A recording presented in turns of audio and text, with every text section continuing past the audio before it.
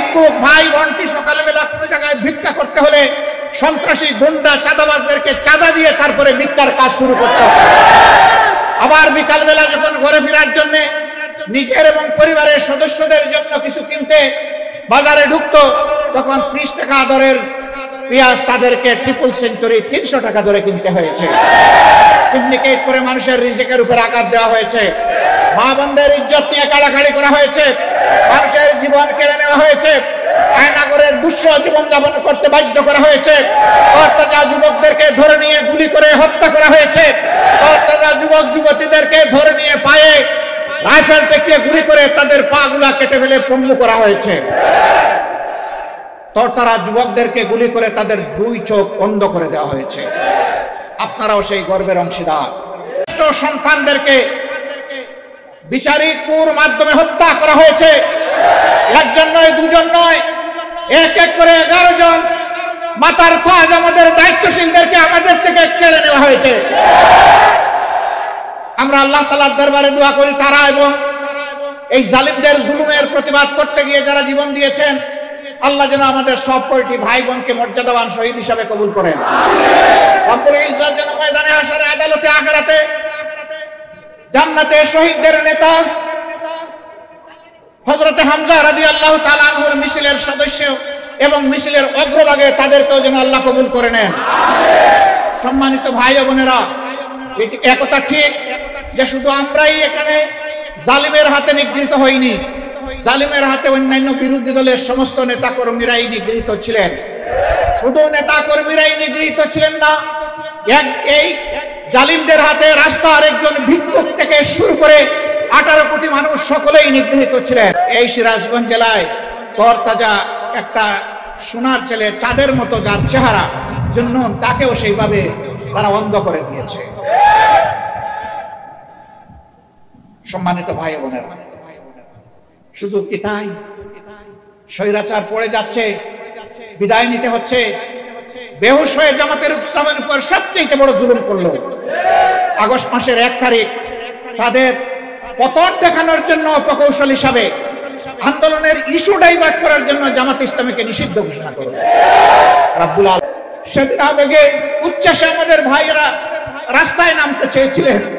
আমরা বলছি নামতে পারবেন সেজদা দেওয়ার জন্য, মিছিলের জন্য নয়, জনসভার জন্য নয়, উচ্ছ্বাস প্রকাশ করার জন্য নয়।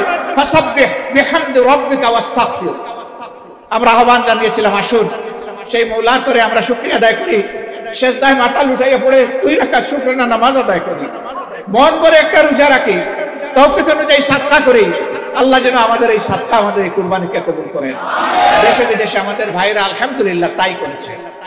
আমরা এ পর্যন্ত একটা বড় মিটিং করি নাই, আজকেও সিরাজগঞ্জে কোনো জনসভার জন্য হাজিরা দেই নাই। একান্ত আপনজনদের সাথে দেখা করতে, কথা বলতে এসেছি। মন ভরে আপনাদেরকে দেখতে চেয়েছিলাম। আল্লাহ পাকের ইচ্ছা, আল্লাহ তাআলা আসমান থেকে বৃষ্টি নাজিল করেছেন, তারও খুবই প্রয়োজন ছিল। এই কয়দিন ধরে বাংলাদেশ পড়ছিল, আল্লাহ তাআলা রহমত হিসেবে তার বৃষ্টি আমাদের উপর নাজিল করেছেন, আলহামদুলিল্লাহ। আমিন। তার আশে আজিম থেকে 4 দিনের মাথায় তাদেরকেই নিষিদ্ধ করে দিলেন, আলহামদুলিল্লাহ। আলহামদুলিল্লাহ। আমাদের কোনো কৃতিত্ব নয়, আমাদের মওলার কৃতিত্ব। আল্লাহ শুকরিয়া আদায় করি তার প্রতিটি নিয়ামতের জন্য। আমরা অনেক সময় নিয়ামত সাথে সাথে হয়তো বা বুঝি না, কিন্তু আল্লাহ তাআলা তার মধ্যেই আমাদের জন্য কল্যাণ রাখেন। এই বৃষ্টি যেন সমস্ত জাতির জন্য কল্যাণ বয়ে আনে, সেই দোয়া করি আল্লাহর দরবারে। সম্মানিত ভাই ও বোনেরা, কি করবো তাহলে? যাদের উপরে এত বেশি অত্যাচার করা হয়েছে, নির্যাতন করা হয়েছে, জুলুম করা হয়েছে, এখন কি ধরে ধরে জালিমদেরকে আমরা নিজ হাতে আইন তুলে নিয়ে তাদেরকে আমরা শাস্তি করব? আমরা তাহলে কি করব? আমরা মক্কা বিজয়ের পথ ধরে আমরা গিয়ে হাজির হব কাবার চত্বরে। আমি আপনাদের পক্ষ থেকে শুকরিয়া আদায় করার জন্য 5 দিনের সফরে খানায় কাবার সামনে গিয়ে হাজির হয়েছিলাম। আজকে আপনাদের এই ভাই রফিকুল ইসলাম খানও একজন সফর সঙ্গী ছিলেন। আমরা সেখানে গিয়ে চোখের পানি দিয়ে আল্লাহর দরবারে শুকরিয়া আদায় করেছি। আরো কিছু দরখাস্ত এই জাতির জন্য আল্লাহর দরবারে রেখে এসেছি। আমরা আশা করছি আমাদের মওলা আমাদের দরখাস্ত কবুল করবেন ইনশাআল্লাহ। আমরা ভয় করবো আল্লাহকে, ভালোবাসবো কাকে? আমাদের সমস্ত ভালোবাসা হবে কার জন্য? আমরা যদি কারো বিরুদ্ধে প্রতিরোধ করে তুলি সেটাও তৈরি হয়ে যায়, আল্লাহ তাআলা আসমান থেকে সমস্ত রহমত এবং বারাকার দুয়ার তাদের জন্য খুলে দেন। সেই পথ ধরেই আমি বলছিলাম মক্কা বিজয় হয়েছিল, রাসূল করিম সাল্লাল্লাহু আলাইহি সাল্লাম কাবার চত্বরে হাজির, যাচ্ছেন সামনের দিকে, তার মাথা এতটাই বিনয়নত হয়ে গেল আল্লাহর দরবারে যে তার চিবুক, তার উটের কুচ স্পর্শ করে ফেললো। সমস্ত দাড়ি আল্লাহর শুকরিয়া আদায় করতে করতে তার চোখের পানিতে ভিজে গেল। হাজির হয়ে জিজ্ঞেস করলেন, হে লোক সকল, তোমরা যারা আমার বোন সুমাইয়াকে হত্যা করেছিলে, তোমরা যারা আম্মারকে হত্যা করেছিলে, তোমরা যারা বিলালকে টেনে এসে তার চামড়া দেহ থেকে খসিয়ে ফেলেছিলে, তোমরা যারা তত্তরদের মধ্যে তাকে শুয়ে দিয়ে মুখের উপর পাথর চাপা দিয়েছিলে, তোমরা যারা হাব্বাবকে আগুনের বিষারে শুয়ে রেখেছিলে দিনের পর দিন, আজকে তোমরা আমার কাছে কি চাও? তারা বলেছিল, আপনি আমাদের উত্তম ভাতিজা, আপনি আমাদের উত্তম ভাই। তিনি বলেছিলেন, এই কথা দুটির উপহার হিসাবে আজ মাহমুদের হারামের ভিতরে যারা আশ্রয় নেবে তাদের সকলের জান মাল ইজ্জত সম্পূর্ণ নিরাপদ। আজকে এক সময়ের দুর্দর্শ শত্রু আবু সুফিয়ানের বাড়ির সীমানার ভিতরে যারা আশ্রয় নেবে তাদেরও জান মাল এবং ইজ্জত সম্পূর্ণ নিরাপদ। 10 জন লোককে যেখানে পাওয়া যাবে তাদের করতে হবে। এ কারণে নয় যে তারা আল্লাহ এবং আল্লাহ রসুলকে গালি দিয়েছে, বরঞ্চ এ কারণে যে তারা ছিল হত্যাকারী। মৃত্যুদণ্ড হলো হত্যার সঠিক রায়, সঠিক বিচার। সম্মানিত নায়েবে আমির ও শাইখে চরমনাই হযরত মাওলানা মুফতি সৈয়দ ফয়জুল করিম সাহেব দামত বরকাতুহুমের শুভকামনা উপলক্ষে উচ্চ অভ্যর্থনা। ইন্নাল হামদুলিল্লাহ ওয়াসসালাতু ওয়াসসালামু আলা মান লা নাবিয়্যা বা'দা ওয়া আলিহি ওয়া আসহাবিহি আজমাইন। আম্মা বাদ, আউযু বিল্লাহি মিনাশ শাইতানির রাজীম। বিসমিল্লাহির রহমানির রহিম।